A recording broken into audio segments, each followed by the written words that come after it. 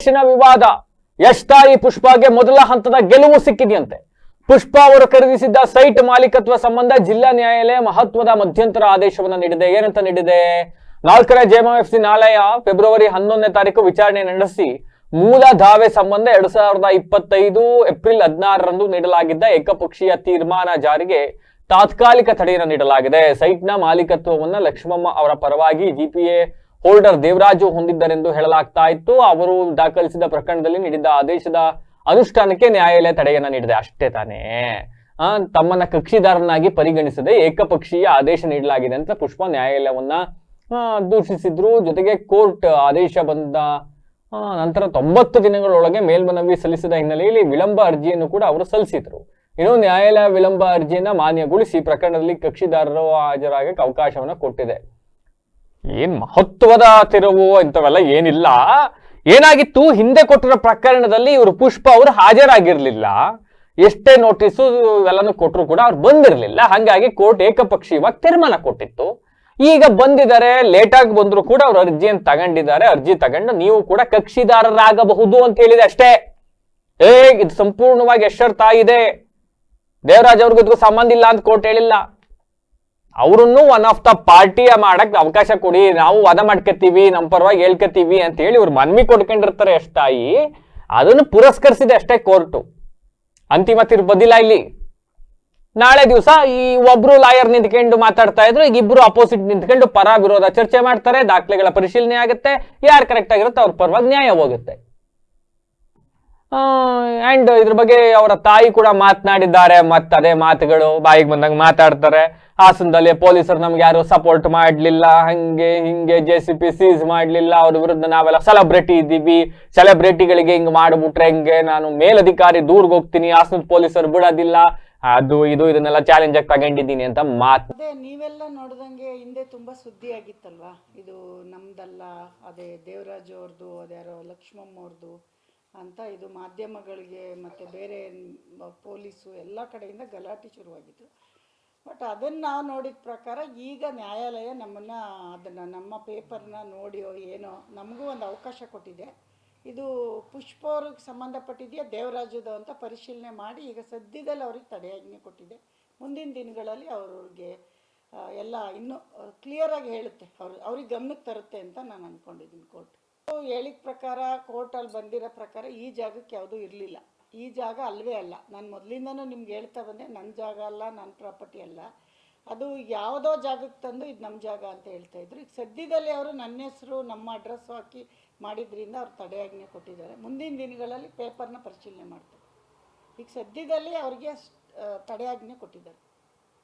ಅಲ್ಲ, ನಾವು ಹಾಕಿದಾಗ ಇದುವರೆಗೂ ಅವ್ರದ್ದನ್ನೇ ನೋಡ್ತಾ ಇತ್ತು ಪೇಪರ್ನ ಕೋರ್ಟು. ಈಗ ನಮಗೆ ಸ್ವಲ್ಪ ಅವಕಾಶ ಕೊಟ್ಟಿದ್ದಾರೆ. ಈಗ ನಮಗೂ ವಾದ ಮಾಡೋಕ್ಕೆ ಅವಕಾಶ ಕೊಟ್ಟಿದ್ದಾರೆ.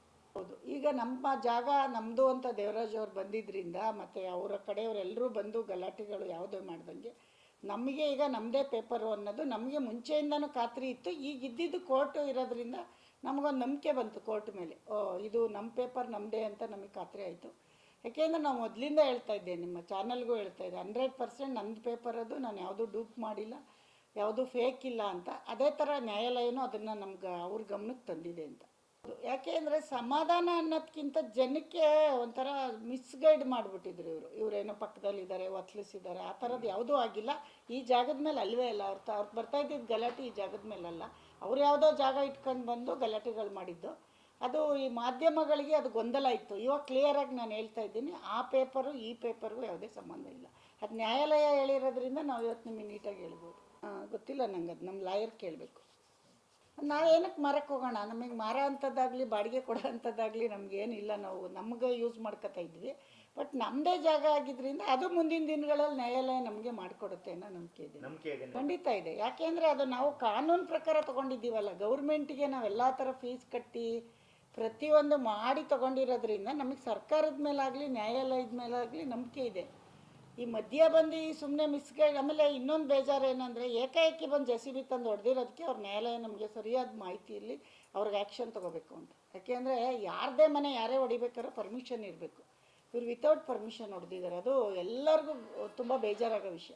ಪೊಲೀಸ್ ಅವರೇ ತುಂಬ ಸಪೋರ್ಟ್ ಮಾಡಿದ್ದು ಅವ್ರಿಗೆ, ನಮಗೆ ಮಾಡಲಿಲ್ಲ. ಬಟ್ ಅದಕ್ಕೆ ನಾನು ಮುಂದಿನ ದಿನಗಳಲ್ಲಿ ಕ್ರಮ ತಗೋತೀನಿ. ಪೊಲೀಸ್ ಮೇಲಾಗ್ಬೋದು, ನಮ್ಗೆ ಯಾರ್ಯಾರು ಬಂದಿಲ್ಲಿ ಡೈರೆಕ್ಟಾಗಿ ಬಂದು ಇದು ಜಾಗ ನಂದು ನೀವು ಫೇಕ್ ಮಾಡ್ತಾ ಇದ್ದೀರಾ ಅಂತ ಯಾರು ನಮ್ಮ ಮೇಲೆ ಅಟ್ಯಾಕ್ ಮಾಡೋಕ್ಕೆ ಬಂದಿದ್ರು ಅವ್ರ ಮೇಲೆಲ್ಲ ನಾನು ಬೆಂಗಳೂರು ಹೆಡ್ ಆಫೀಸಿಂದ ಆದರೂ ಬಿಡಲ್ಲ ನಾನು. ಯಾಕೆ ಅಂದರೆ ಇಲ್ಲಿ ನಂಗೆ ನ್ಯಾಯ ಸಿಗಲಿಲ್ಲ ಅಂದರು ನಾನು ಮುಂದಿನ ದಿನಗಳಲ್ಲಿ ಬೆಂಗಳೂರು ದೊಡ್ಡ ಅಧಿಕಾರಿಗಳ ಹತ್ರ ಹೋಗಿ ನಾನು ಇದನ್ನು ಫೈಟ್ ಮಾಡ್ತೀನಿ. ಇಲ್ಲಿಗೆ ಬಿಡಲ್ಲ ನಾನು ಇದನ್ನು. ಯಾಕೆಂದರೆ ಇದು ನನಗೊಂದು ದೊಡ್ಡ ಅವಮಾನ. ನನ್ನ ಜಾಗಕ್ಕೆ ಬಂದು ನನ್ನನ್ನೇ ಒಂದು ಪರ್ಮಿಷನ್ ಇಲ್ಲದೆ ಅವ್ರು ಹೊಡೆದಿರೋದಲ್ಲದೆ ನಮ್ಮ ಹೆಸರು ಹಾಳು ಮಾಡಿದ್ದಾರೆ. ನಾವೊಂದು ಸೆಲೆಬ್ರಿಟಿ, ಈಸಿಯಾಗಿ ನೆಗೆಟಿವ್ ಆಗ್ಬಿಡುತ್ತೆ ಇವಾಗ ನಾವು ಒಳ್ಳೆಯದು ಅಂತ ಹೇಳೋಕ್ಕೆ ತುಂಬ ಕಷ್ಟ ಆಗುತ್ತೆ. ಈಗ ನಮ್ಮದು ಅಲ್ಲದೇ ಇರೋ ಜಾಗ ನಮ್ಮದು ಅನ್ನೋಕ್ಕೆ ನಾವೇನು ಅಷ್ಟು ಈಸಿಯಾಗಿ ಕೂತಿಲ್ಲ. ನಮ್ಮ ಜಾಗ ತೊಗೊಂಡಿದ್ದೀವಿ. ಇದೇ ಥರ ತುಂಬ ಜಾಗನೂ ನಾವು ಇದೆ ನಮ್ಮ ಹೆಸರಲ್ಲಿ. ಬಟ್ ಎಲ್ಲ ಜಾಗ ಎಲ್ಲಿ ತೊಗೊಳ್ಳೋದು ಜಾಗನ? ನೀವು ಹೇಳಿದ ಪ್ರಕಾರ ಯಾರ ಮೇಲೆ ನಂಬ್ತೀರ? ಸರ್ಕಾರದ ಜಾಗ ಇದು. ಇದೇನು ರೆವಿನ್ಯೂ ಸೈಟ್ ಅಲ್ಲ ನಾವು ತೊಗೊಂಡಿರೋದು. ಸರ್ಕಾರದ ಜಾಗನೇ ಈ ಥರ ಆಗಿಬಿಟ್ರೆ ನೀವು ಎಲ್ಲಿ ತೊಗೋತೀರ ಜಾಗನ? ಎಲ್ಲಿ ಆಗಿ ನಂಬಿಕೆಯಲ್ಲಿ ಬರುತ್ತೆ? ಹಾಸನಲ್ಲಿ ಜಮೀನು ತೊಗೊಳ್ಳೇಬಾರ್ದು ಅಂತ ಡಿಸೈಡ್ ಮಾಡಿದ್ದೀನಿ ನಾನು. ನನ್ನ ಪ್ರಕಾರ ಇವತ್ತಿಂದ ಯಾಕೆ ತೊಗೋಬೇಕು? ಇಷ್ಟೆಲ್ಲ ಪೊಲೀಸ್ ಒಂದು ಸಪೋರ್ಟ್ ಇಲ್ಲ. ರಾಘವೇಂದ್ರ ಅವರು ತುಂಬ ಅವ್ರಿಗೆ ಸಪೋರ್ಟ್ ಮಾಡಿದರು.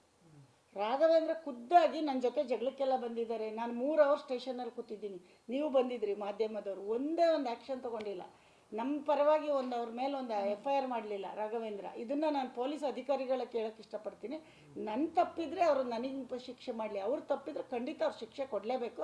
ಅವ್ರು ಯಾವ ಅಧಿಕಾರಿ ಇದಕ್ಕೆ ಸಪೋರ್ಟ್ ಮಾಡಿದ್ದಾರೆ ಅದ್ರ ಬಗ್ಗೆ ಪೊಲೀಸ್ ಅಧಿಕಾರಿಗಳ ಗಮನ ತಗೊಳ್ಳೇಬೇಕು. ಇದು ನನ್ನ ಒಬ್ಬಳ ವಿಷಯ ಅಲ್ಲ, ಇದು ಸಮಾಜದ ವಿಷಯ. ಇದು ಹೋಗ್ತೀನಿ ಇನ್ನೂ ಹೋಗ್ತೀನಿ. SP ಆಫೀಸ್ಗೆ ನಾನು, ಅವರು ಬ್ಯುಸಿ ಇದ್ದಾರೆ, ಹೋಗಿಲ್ಲ. SP ಅವ್ರಿಗೆ ಕೊಡ್ತೀನಿ. ಅಲ್ಲಿಂದ ನನ್ನ ಕಷ್ಟ ಎಲ್ಲ SP ಅವರು ಒಂದು ಲೇಡೀಸಾಗಿ ನಾನು ಆಚೆ ಬರಲಿಲ್ಲ ಅಂದರೆ ಈಗ ನನ್ನ ಮಗ ಒಂದು ದೊಡ್ಡ ಸ್ಟಾರ್ ಆಗಿರೋದ್ರಿಂದ ಎಷ್ಟು ಕೆಟ್ಟ ಹೆಸರು ಬತ್ತಿತ್ತು. ಇವರೆಲ್ಲ ಪಕ್ಕದಲ್ಲಿರೋ ಮನೇನ ತೊಗೊಬಿಟ್ಟವ್ರಿ ಫ್ರೀಯಾಗಿ ಅಂತ ನೀವೇ ಅಂದರೂ ಅನ್ಕೋತೀರ. ಇವ್ರಿಗೇನಪ್ಪ ಇನ್ಫ್ಲೂಯೆನ್ಸಿಂದ ಆ ಥರ ಮಾಡೋಕ್ಕಾಗಲ್ಲ ರೀ. ಮಾಡಿದ್ರೆ ಯಾವತ್ತೋ ಒಂದಿನ ಬೆಳಕಿಗೆ ಬಂದೇ ಬರುತ್ತೆ. ನನಗಿರೋ ಬೇಜಾರು ಹಾಸನ್ ರಾಘವೇಂದ್ರ ಅವ್ರ ಮೇಲೆ. JCB ಸೀಸ್ ಮಾಡಿಲ್ಲ ಇವತ್ತವರೆಗೂ. ನಾನು ಹೇಳೋದು, ನಾನು ಅಷ್ಟು ಕಷ್ಟಪಟ್ಟು ಕಟ್ಟಿರೋ ಮನೆ ಸಮೇತ ಹೊಡೆದಿದ್ದಾರೆ. ಇದಕ್ಕೆ ಯಾರನ್ನು ಕೇಳಬೇಕು? ನಾವು ಯಾರನ್ನು ಕೇಳಬೇಕು? ಆ್ಯಕ್ಷನ್ ತೊಗೊಳ್ಳೇಬೇಕು. ನಾನು ನಿಂತ್ಕೋತೀನಿ. ಇಷ್ಟಕ್ಕೆ ನಂಗೆ ನ್ಯಾಯಾಲಯ ಕೊಟ್ಟಿದೆ ಅಂತ ನಾನು ಸುಮ್ಮನೆ ಬಿಡಲ್ಲ. ನನಗಾಗಿರೋ ಅವಮಾನಕ್ಕೆ ಇದನ್ನೊಂದು ನಾನೊಂದು ಚಾಲೆಂಜಾಗಿ ತೊಗೋತೀನಿ.